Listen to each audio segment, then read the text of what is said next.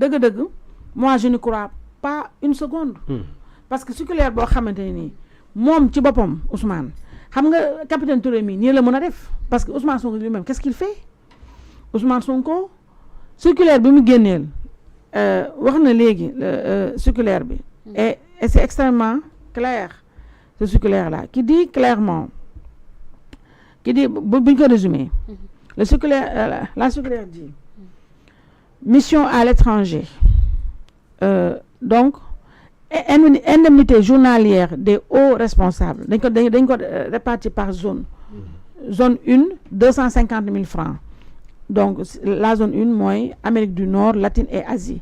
zone 2 250 000 francs aussi Europe Royaume-Uni Afrique australe et du Nord zone 3 200 000 francs CFA Afrique de l'Ouest centrale et de l'Est zone 4 250 000 francs lii mooy frais d'émission yeeg indemnité ak yooyu mooy li ñuy tuddee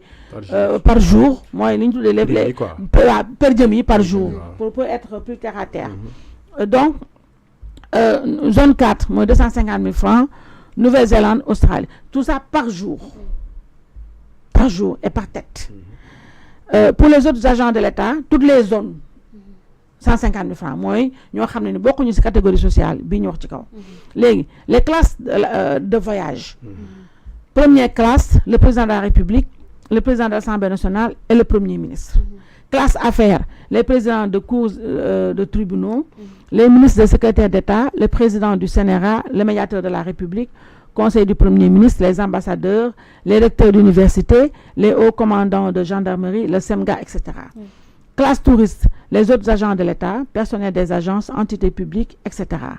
Autorisation des missions,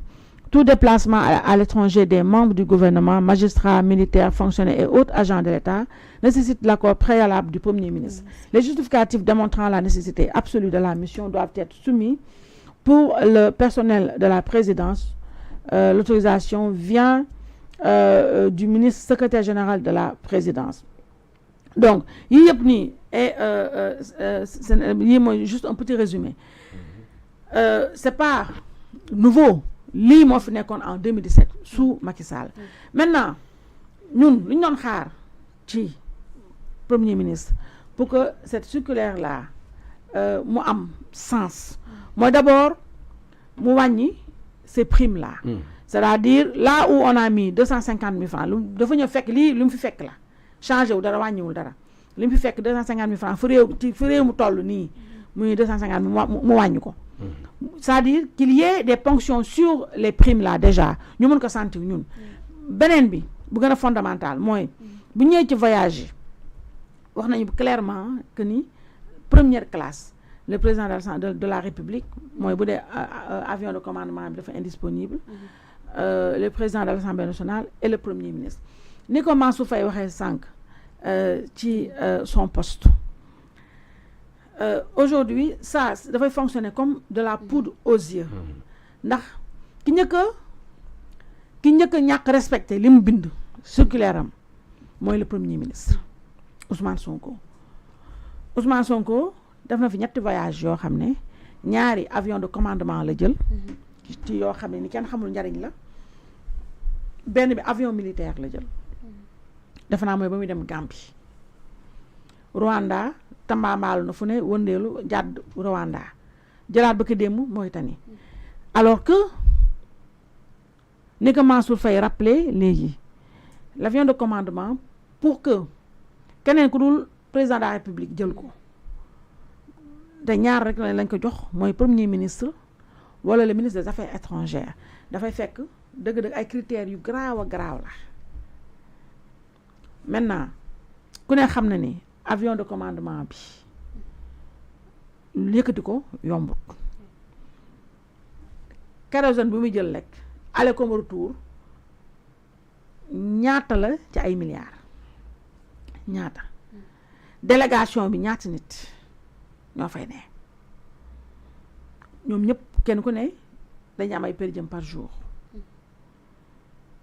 léegi ñun bu ñu amee avion de commandement boo xam ne comme cak-cak frais de stationnement yi waaw dans les aéroports frais de stationnement ak le personnel ci biir frais de stationnement rek leneen la leneen la frais de stationnement rek leneen c'est à la l'heure c'est à l'heure. c'est à l'heure ngay fay. c'est à l'heure parce que C'est à bokk la frais de station mooy comme Ah, parking auto yi waaw comme benn de. comme parking waaw mais pour ñi seetaan waaw waaw mooy dafa mel ne comme si oto nga def ko ci parking privé boo war a fay Hmm. mais bii avion la te aéroport bu nekk ak tarifam ba pare ak devise ba ak devise ba ak dëkk ba ak dëkk ba waaw ak la nga fay dox ak la nga fay voilà ak aussi heure yi te Ah, bul la nga fàtte fay dox si. dafa am heure yi tamit dañ ko délimité ok bu dee nuit nii la bu dee jour nii la bu dee nàngam ok léegi yow ngay ñëw c'est-à-dire des gens yoo xam ne tourisme la ñuy def ndax ba ñu ñëwee ba tey Diomaye Faye mu demagul ba ñëw xëccal ñu fi benn contrat ni bii contrat maa ko indi ils font du tourisme Diomaye kay xanaa dëkk yi musul dem lay waaw visité ji non mais loolu rek mon frère c'est-à-dire ils sont en train de se faire plaisir quoi waaw dëkk yi musul maintenant dem. léegi ñun tey l'avion de commandement rek déjà ñun on a assez à faire ak un Diomaye qui prend cet avion là mais comme un cak-cak mais 45 milliards ay sëtu moom laa la wax 45 léegi mu jël avion boobu déjà Oui. 1 2 3 mu taxawaal ak moom léegi maintenant si le premier ministre s'y met aussi de son côté le premier ministre qui se prend pour de vrai pour le président de la République nga xam ne ñemewul jël wala je sais pas xawma ñemewul jël xawma bëggul jël wala peut-être il juge que prendre une ligne commerciale c'est indigne de son rang parce que comme je le dis et je le pense pour moi nous avons presque 2 présidents de la République non on en a 2 waaw toll nii ma ne on en a 2 de fait moom de fait on en a Non, 2 de fait, on en a on en a 2 De fait. mais nag tey jii on n'a jamais vu un premier ministre vraiment qui prend comme ça aussi allègrement et sans aucune gêne les prérogatives du président de la République et un président de la République aussi qui se laisse faire loolu rek qu'est-ce que ça nous coûte ñun loolu ban coût bi ñaata la tous les voyages là am na ko ñu ko doon compter ci réseaux sociaux yi tous les voyages 34 voyages en 10 mois 34 voyages xam ne xoolal la ngay yàq xaalis boobu léegi nga ñëw fii xoola DG ak ministre xoola seen kër ñu dëkk xool ñoom ñëpp ils ont des logements de fonction des logements de fonction yoo xam ne dans des quartiers huppés luxueux des logements de fonction yoo xam ne il faut aller voir le patrimoine bâti le patrimoine bâti nañu xool patrimoine dem bâti bi foofu nañu xool combien nous coûte les ministres et DG Voilà. et corps assimilés voilà Aïssatou voilà c'est-à-dire yooyu dafa dugg ci fonctionnement de Oui. l'État qui n'a rien à voir avec le train de vie de l'État déedéet léegi ce fonctionnement de l'État là c'est-à-dire ñoom des gens qui nous coûtent extrêmement cher extrêmement cher des gens yoo xam ne gisaguñu seen utilité waaye li mooy débat bi waay c'est-à-dire des gens yoo xam ne il y a encore 9 le mois débat. il y a encore 9 mois mais vivaient dans des studios miteux des gens yoo xam ne qui n'ont jamais exercé aucune fonction boo xam ne nii préparé na leen ci lu mel nii ñoom ñëpp te ils sont combien parce que ñun xamuñu sax exactement ñaata conseillers spéciaux ñaata ministres conseillers ñaata chargés de mission tey la État du Sénégal am et je rappelle aussi pour que nul n'en ignore que Diomaye en tant que président de la République il a son propre cabinet mais le premier ministre presque président de la République a un cabinet beaucoup plus important que Diomaye te loolu pour nit xam ko dafa leer Diomaye bu déplacé wu dañu xool Diomaye bi déplacé ak Sonko bi déplacé wu ñu xool cortège yi ñaati nit tous les jours que jëfee démb rek xaw ma démb gis naa j'ai oublié son nom gis naa kenn benn waaye bu ñu nommé ne bu ñu ne seen benn kii yooyu seen pastefien bu ñu ne nommé nañ ko conseil spécial du premier ministre xamuma j'ai oublié son nom naa ko recherché léegi nii donc tey rationalisation bi nga la wax sànq jibi man tuddee moo ko rationalisation man décence économique laa ko tuddee parce que nag gis nga bët bu rusul toj munoo digle càngaay te yow sanguwoo vraiment munoo woote austérité te yow tu n'as rien d'austère munoo ñu ne woor leen daf leen bu leen sax def jeune intermittent woor leen matin midi soir takk leen seen biir danañ def un repas par jour ndax dëkk bi dafa metti te yéen tous les jours ñun ñu jàkkaarloog yéen ñi ñuy jiite ngeen sañse lu rafet du dugg ci ay oto yoo xamante nii bu amulee boo defalee 100 000 francs carburant du tàkk ay V8 lañ yor dañuy cri jamono yooyu je rappelle aussi que Assemblée nationale le président de l'Assemblée nationale nee na bàyyi na kii indemnité de transport léegi oto la ñuy joxe gis naa seen mouton yi da koy jéem a justifier naan wi di calculer oui parce que pour chaque député les 900 000 francs ñaata lañ ko non Macky Sall avait rationalisé seen président de l'Assemblée nationale gis naa ko mu dem ci laayeen yi di jooytu encore waaw dañu matt bu fënax lañ fi fekk xaw ma lan mais moom lu mu sol noonu rek ak cortège am mais dafa mais dafa démentir sax dafa contredire boppam. Merci beaucoup. Parce que tey jii doo taxaw jàkkaarloog ñoo xamante ni sénégalais yi comme yow ñoom dañu foog ne ñoo dañoo Sénégal wala boog ñun dafa am ñaari Sénégal yoo xam ne ñoom ñooy Sénégal des malins et des intelligents ñun ñooy le Sénégal des débiles mooy ñoom dañu wax la suñu Sénégal boo xam ne dunduñu ko gisuñu ko xamuñu ko tey El Malick bu demee jàkkaarloog kilifa bu doy ne laayeen yi dëkk ci réew mi naan dañoo fexe matt bu mu fëdax lañu fekk dëkk bi dafa metti nangam dëkk bi dafa metti ñaata nit nga àndal cortège yu ñaata nit oto yi ñaata carburant nga fa dugal. boobu ba léegi mi ngi fayu de El Malick. ba pare ñoom ñëpp. boobu ba léegi mi ngi fayu salaire. ñoom ñëpp. waaw kenn si ñoom toogul comme ñun lu ñu am fii daa may arrière de salaire. ils perçoivent Abou Diallo mosoon na calculer fii kenn ku nekk ci en 9 mois. kenn ku nekk à peu près bu dee ministre ñaata nga am ci salaire à peu près ñoom yëguñu retard de salaire ñi ngi jot salaire yoo xam ne bañ juddoo ba tey mosuñu ko am yor ay oto yoo xam ne mosuñu ko am bañ juddoo ba tey mosuñu am oto yooyu dëkk ci ay kër yoo xam ne mosuñu ko rêver dëkk yor ay frais d'entretien yor ay jël ay parce que fi ñu doon ñoo ñëpp seen train de vie dafa changé te loolu yëpp aux frais de qui? De la princesse. C'est nous qui payons. C'est nous qui payons. Nous, le contribuable. C'est nous qui payons pour entretenir ces gens-là. C'est nous. Nous ñoy fay lolu. Ñun ñoy yek lolu. Tay ji Abdou Karim Khourou Khara. Ma koy nuyu Abdou Karim Gueye. Nitu deug sama frère bobu. Gis na sank ci réseaux sociaux yi mu dem ministère des finances déposer pour xam ben courrier pour ñu wax ko exactement si réseaux sociaux yi salaire yi ñu wax ne ministre loolu la ñuy fayeeku ndax loolu la ñu am ba tey pourquoi tey jii ce gouvernement là tooguñu génn ñoom dajalu tëju seen biir daal ne nañu wàññi suñu train de vie toi tu parles d'agent mais balaa agent ñoom seen train de vie d'abord mooy tey jii seen salaire ñu wàññi si bu doon sax gàtt ñu def effort de guerre rek effort de guerre ñu def ko wàññi lu mu gàtt benn comp benn 15-20% ci seen salaire ñu bëri ñu jël tous les postes politiques là yu ñu jël pour récompenser seeni moutons seeni militants mais ñu rétrécir ko daal di jël lekk le strict nécessaire benn ngoog ñaareel bi mais ministre ak DG petit DG yu ndaw ndawaan yi nga xam ne dëgg-dëgg ay parade lañuy def ay di jël seen revanche sur l'histoire dans un pays qu'on nous présente comme pauvre. Et je rappelle que l'État est en ruine depuis qu'ils sont arrivés. Parce que nous, jusqu'au 2 avril 2024, nous on vivait, on n'était pas, c'était pas l'Eldorado, mais nous n'étions pas aux portes de la misère. Mais à partir de cette date-là, Macky Sall ne bye bye. Tu l'as bonjour la misère, fille du Sénégal. Parce que nous avons des gens incompétents à la tête de cet État.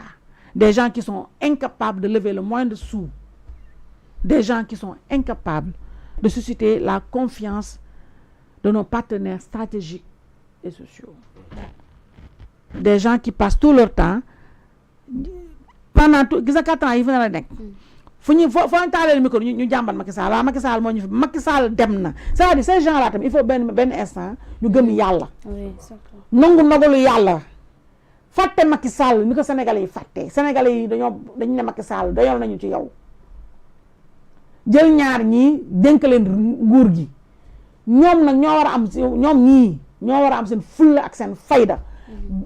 génneel seen làmmiñ ñi Macky Sall jox na leen lenge yi dem na ñoo fi des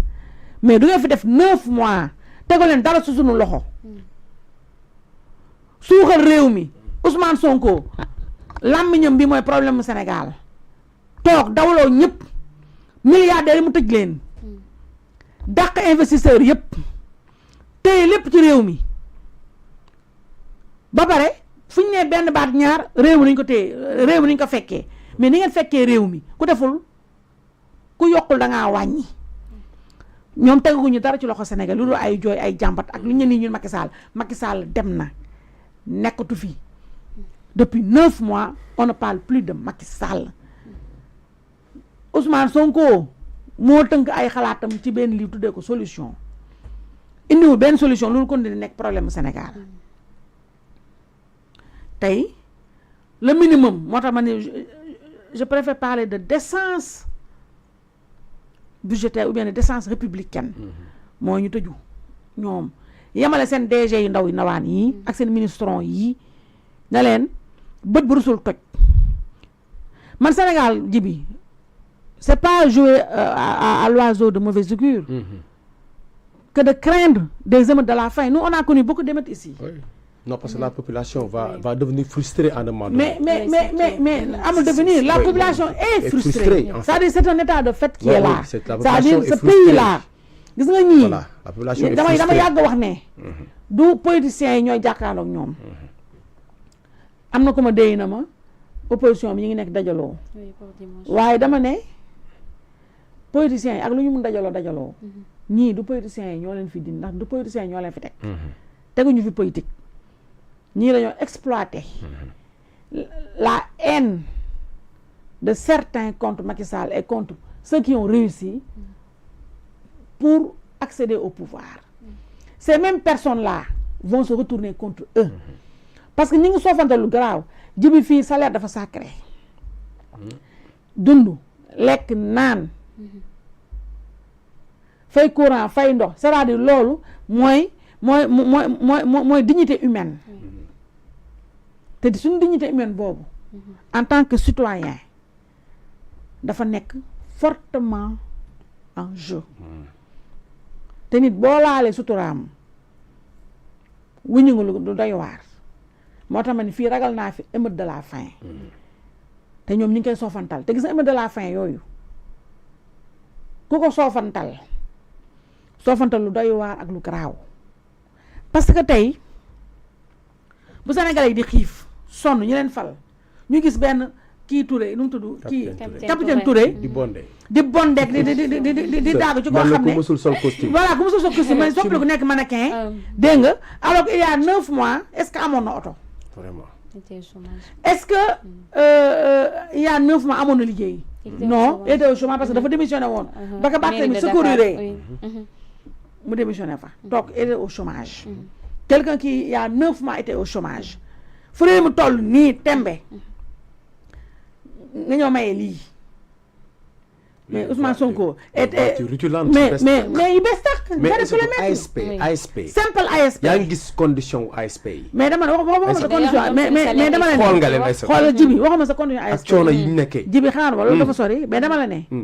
man fàttalikuwuma sax DG ASP yi ñu osé flagrant comme kii non le dernier c'est le gars là qui avait perdu sa femme à l'époque je me souviens mooy Birame Faye très appréciable voilà mais xam nga li gën a garaaw mooy DG boo xam ne capitaine Touré mi foo ko fekk mi ngi ci réseaux sociaux yi tous les jours ci réseaux sociaux yi ba pare lépp note de service bu mu génneel ci ASP bi teg ko ci réseaux sociaux yi nee na non yooyu yaay pour woon nañu ne mi ngi liggéey c'est-à-dire ñii ils ont trompé le peuple ils ont vendu au peuple le jubal jubanti alors que ils ne sont pas dans le jub ni dans le jubal encore moins dans le jubanti ils sont dans le dëngale donc tey jii Ousmane Sonko nga foog ne mën naa taxaw ak capitaine Touré mi naan ko li nga def waroo ko def te chaque jour capitaine Touré gis ko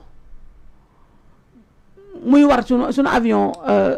présidentiel ba chaque jour capitaine Touré gis ko moom Ousmane Sonko buy déplacé wu ñaata oto ñoo koy topp sans compter nag équipe tiktokeur Sonko yi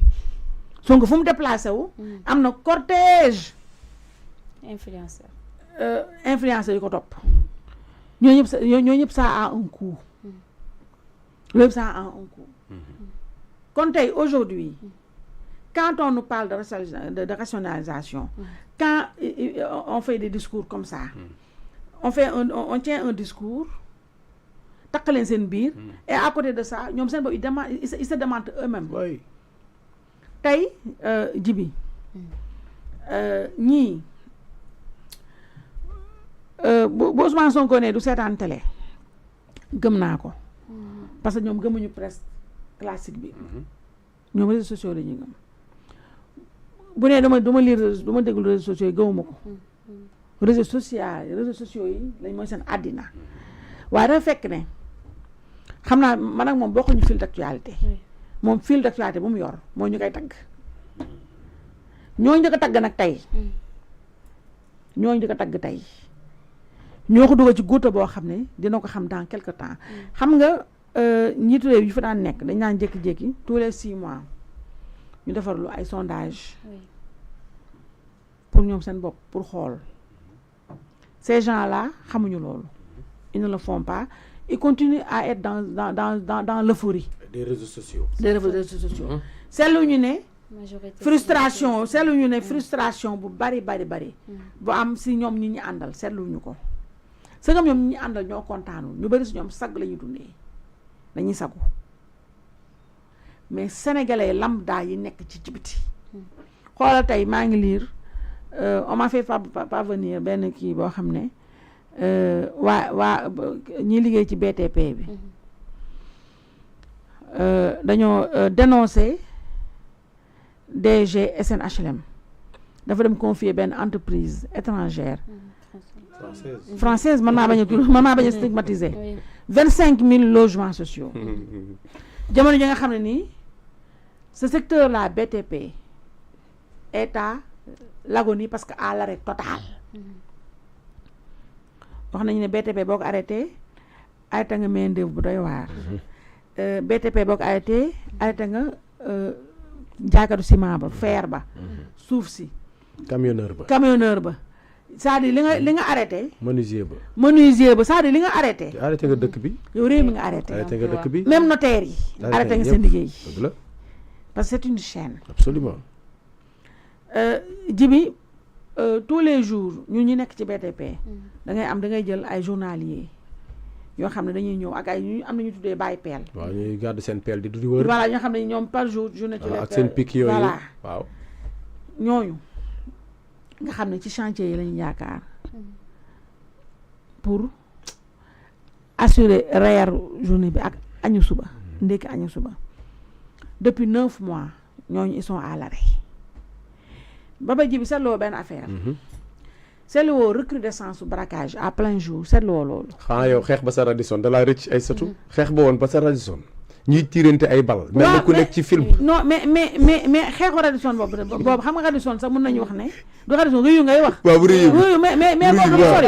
waaw mais boobu dafa sori xeex boobu waaw mais yi gën a grave mooy tey jii rek yow Djibi deel ubbi réseaux sociaux yi